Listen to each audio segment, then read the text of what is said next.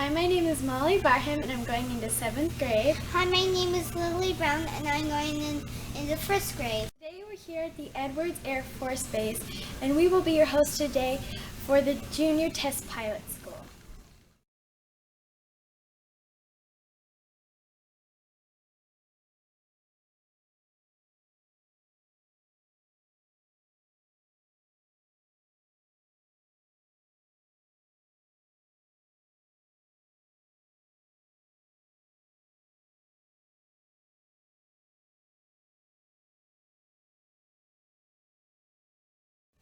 Hi, I'm Molly and this is Lieutenant Colonel Gutierrez and we're going to be interviewing him today. When did you first get into airplanes or engineering? Well, when I grew up in the island of Puerto Rico, and my father-in-law actually was a helicopter pilot, and when I was 19 years old, I got my first airplane ride, first one, on his airplane, and he actually let me fly it. So from that moment on, I fell in love with aviation, and I knew that engineering will take me closer to aviation, so I decided to study engineering, and eventually I joined the Air Force, and now I work with airplanes every day. Cool. What subjects did you study in school that may have led you to become a test pilot? Mathematics and science. And to be honest, those were my favorite. The others were important, but my favorites were always math, algebra, calculus, and physics, and science, and biology, and chemistry. All those were incredible good classes. My dad says calculus is really hard. Well, it is, but that's what we studied. A lot of people do study it and pass them, so it's not impossible, right? Do you have any advice for someone who would want to become an engineer or a test pilot?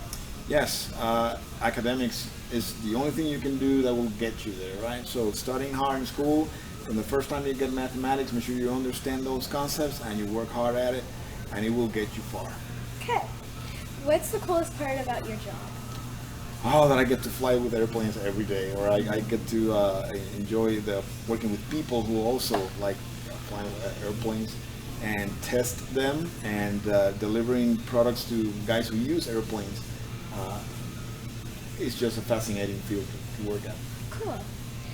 Did you have any obstacles becoming an engineer or test pilot? Yes, like I mentioned, there's a lot of people who wants to do the same job that I'm doing now, so there's going to be a competition, right? Mm-hmm. So only a few get selected to do it. I was fortunate enough to be selected to do it. So it was tough. You have to compete, you have to study very hard, and you have to work hard towards it.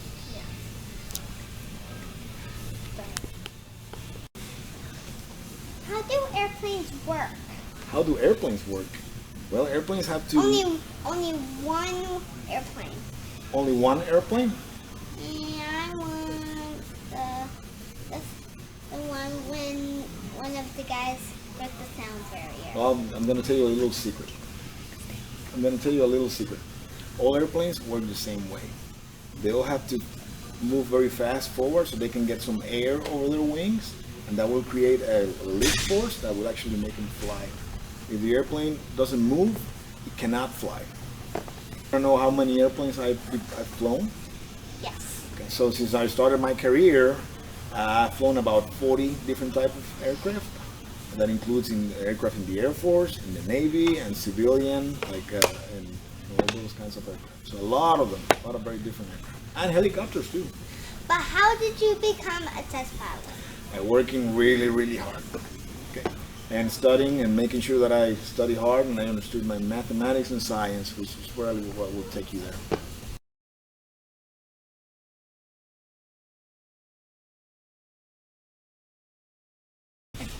And now we have retired Colonel Thomas and we'll be interviewing him today. When did you first get into engineering or airplanes? I got into airplanes very early. In fact, I really can't remember when. When I was little, my mom would take me to Van Nuys Airport and I would just sit and watch the airplanes fly. I've always loved airplanes, grew up with them flying overhead in the San Fernando Valley, and I just always wanted to fly. Nice. What subjects did you study in school that may have helped you become a test pilot? Well, certainly math, so had to concentrate on that, and then so I studied math pretty well in high school, and then when I went into college, I studied engineering there. What's the coolest part about your job? Ooh, tough question. The coolest part is really when you accomplish something that's really hard. So you do a test point that's really hard to get, it's demanding, it's tough to do, and what really makes it fun is you're part of a team. It's not just you doing it, there's the control room, there are the engineers who planned the test. It's really a big team, and you get it done, and it's really neat. Cool. Do you have was there any obstacles becoming an engineer or test pilot? Well, yeah, to learn engineering, it's a lot of study, so spent a lot of time studying in the books, maybe when other people were off having fun. And as the test pilot, you have to, again, study very hard. The year at test pilot school is quite difficult.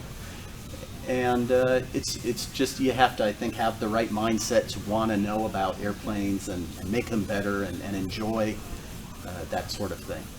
Do you have any advice for anyone who would want to become an engineer or test pilot? Well, first off, I would say follow your dream and pursue it. When I was young, I remember seeing commercials and things of showing Air Force airplanes, and I thought that would be really neat. But I thought, hey, I'm just a kid. I'm not going to be able to do those sorts of things. But I stuck at it, and here I am. So I've been doing it for 30 years now. So I would say don't give up on your dreams. Just keep working at it, and believe in yourself that you can get there. Cool. Yay. Thank you for coming. Thank you, Molly.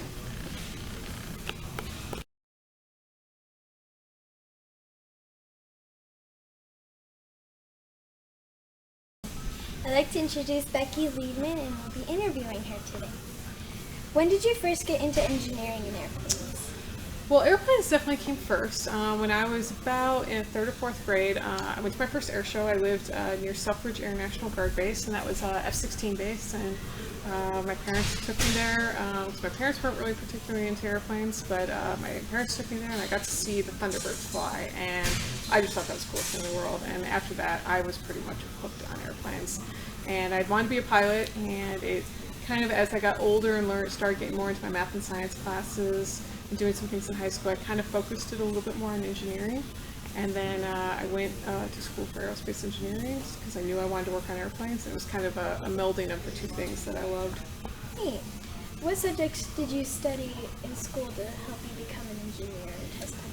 Well, in middle school was when we kind of first got the opportunity to take more advanced math and science classes. So in middle school, I kind of got on the advanced math track and taking the harder algebra classes and geometry and things like that. And I stayed on that track through high school, so doing the math and science classes, but also I did robotics in high school, and that was an extracurricular activity. I didn't really have a class for it, but kind of like some kids do sports, and I did some sports, but I also was on the robotics team. And that was really cool because every year we would have 6 weeks to design and build a robot, and that is engineering at its core right there. And now they have programs like that all the way down to, I think, 3rd grade. So that was kind of where I got my first experience, and then when I chose a college, I majored in engineering. Cool. Do you have any advice for someone who would want to become an engineer? Definitely. Just to get as much kind of exposure when you're young as possible. So of course doing the math and science classes, but like I said, if there's clubs where you can build something, to me the coolest way to learn about engineering is to actually build something and see how you go from that idea on paper to actually seeing something work. So like the robotics clubs are great, but now there's so many different things you can do, summer camps and space camps, and even going flying to kind of see how the airplane works. It's a cool, really cool way to get into it. Interesting. Did you have any obstacles becoming an engineer test pilot? Well, I'm not a test pilot, but the schooling was definitely hard. So there were times in college where maybe I had to spend a little more extra time on homework than hang out with my friends. So that was probably one of the biggest obstacles. The cool thing now, especially being a girl in engineering, there's not a lot of us here, but there's more and more every day. But 40 or 50 years ago, there probably were no girls doing engineering, so that would have been really, really hard. So and there would have been a lot of obstacles. But now it's equal opportunity, and anyone can be an engineer. You just have to work hard. cool. What's the coolest part of your job? Oh, so I've worked at Edwards for almost 10 years, and I've kind of got to see a lot of different things. Right now, I work at the test pilot school, so I get to fly some cool airplanes sometimes. Not every day, because I'm an engineer, so my primary job is doing engineering work, not flying.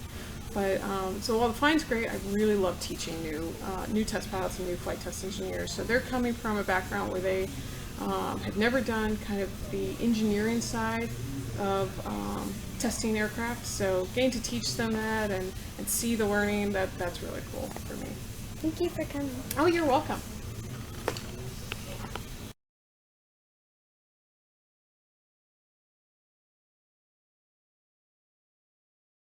And now we have retired Lieutenant Colonel Gray. We'll be Hi. interviewing him today. So when did you first get into engineering and airplanes? My earliest memory of airplanes was when I was a child on the island of Taiwan, which is right next to China. And I think I was sitting on a porch and the sun flashed. And as I got older, I realized what I'd seen, but the sun flashed. And the sun doesn't normally flash. And then about a second later, this tremendous bang. And I found out later what had happened was an airplane had flown right over our house going supersonic. And when I asked my dad about that, this happened, there's this bang, I think I was 5 years old. He told me what it probably was, and I think from that point on, I was just completely fascinated with airplanes. Cool. What subjects did you study in school that helped you become a test pilot? Oddly enough, physics. When I was going to college, I thought I was going to be a computer programmer because I really like programming computers. And then I started doing the classwork, and I realized that I only like programming computers to do stuff I want them to do. So if somebody said, I need you to write a program to do this, I said, well, that's boring. So I was looking for something to study, and I couldn't figure out what to study, so I chose physics because physics is essential to all the engineering and most of the sciences. So it's worked pretty good for me because it gave me a good background for learning all the things I need to know about aviation. Cool. Do you have any advice for someone who would want to become a test pilot? I do, but it's hard to say. You know, there are not that many test pilots around. I feel I'm here mostly out of luck. There are plenty of people more talented than I am, smarter than I am, but I was lucky enough to be in the right place at the right time that I got to do what I wanted to do. So it's a little bit like being an astronaut, which is even harder to do, but actually a lot of people that are astronauts start as test pilots, right? So I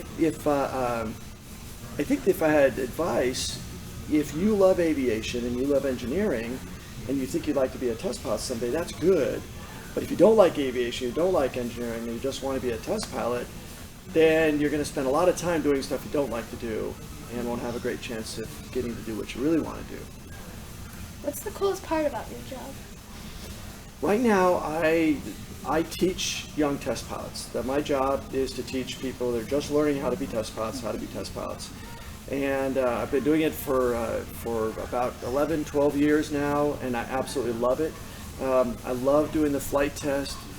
When I'm doing flight test, the most exciting thing is learning something new about the airplane. It's the discovery, right? Because here's this machine that's supposed to do certain things, and it never does exactly what you think it's going to. So to go out and fly it and see what it actually does, and then to figure out why it was different than expected is great.